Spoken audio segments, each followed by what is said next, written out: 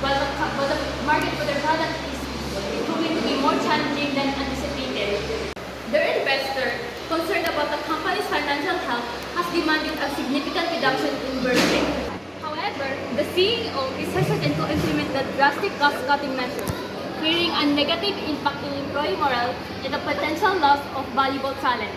This case study explores the dilemma facing Pac-Ayo, examining the most effective cost-cutting strategies, communication methods to preserve morale, alternative revenue streams, resource prioritization, and the potential long-term consequences of failing to address the burn rate issue.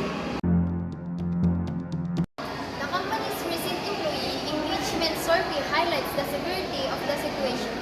Employee morale and retention have declined significantly, with key employees like Renee Nichols and Chris Jones seeking opportunities elsewhere due to concerns about tax stability and compensation and benefits package.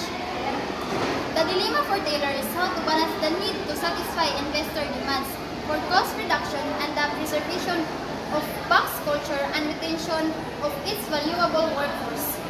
He must find a solution that addresses the company's financial concerns without jeopardizing of its future success. The three cost-saving options presented by Simone Ward, Chief People Officer, and Ed Wells, Chief Financial Officer, each will present their own advantages and disadvantages, leaving Taylor with a difficult decision that will shape Pax's future.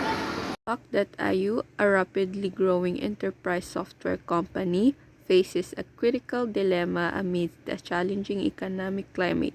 Despite achieving significant early success, including a $100 million funding round and a $2 billion valuation, the company is now grappling with the impact of a declining tech market and rising interest rates. This has led to a significant pressure from investors, particularly Louis Saad, Pac's lead director and largest investor, to aggressively reduce costs and extend the company's funding runway. The problem lies in the tension between the need to cut costs and potential consequences for employee morale, retention, and ultimately the company's performance. While layoffs have already been implemented, Louis advocates for a second round of downsizing, arguing that personnel costs represent the largest expense. However, Tyler Smith, Pac's founder and CEO, is concerned about the negative impact on employee and the potential loss of key talent, particularly in a competitive tech market with low unemployment.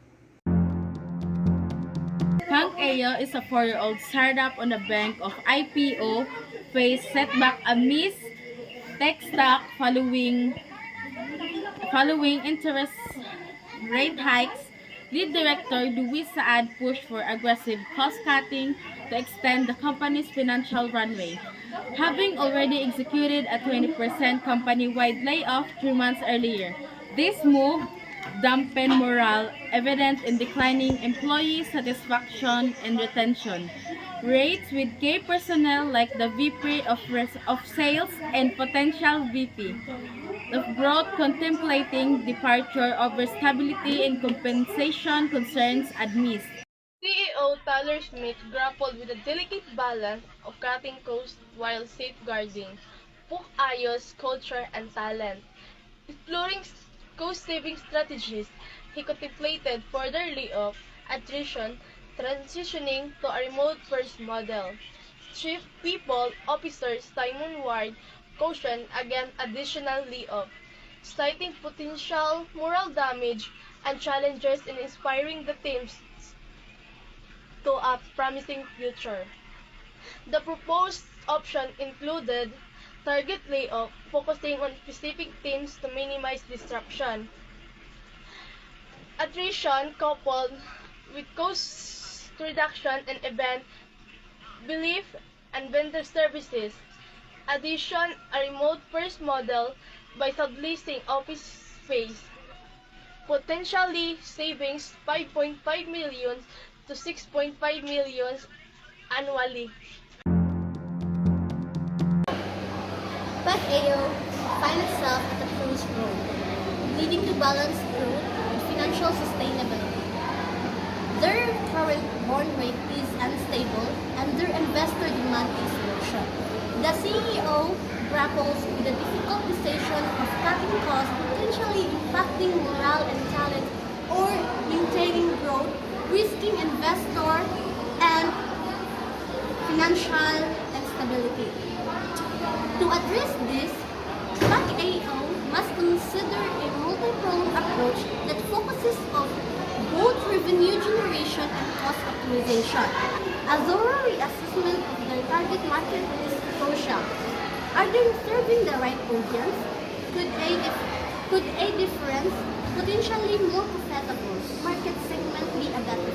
Additionally, simplifying the product or service to make a core need without unnecessary feature can reduce development costs and increase appeal.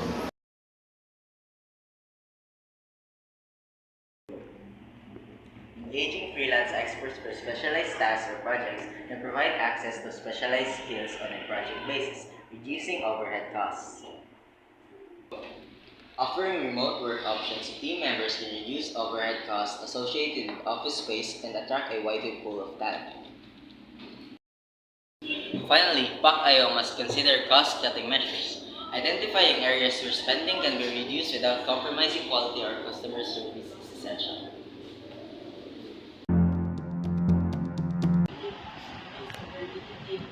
To address PAC-IO financial challenges, a multi-phase state approach is necessary. The company should prioritize reducing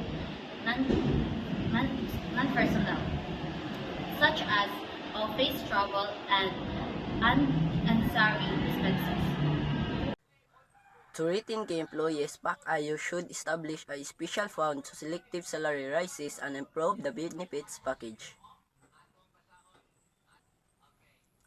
This target approach ensures that compensation remains competitive and reflects the value of high-performing individual. Implementing performance-based goals for salary increase and equity grants will further align compensation with individual contribution and result.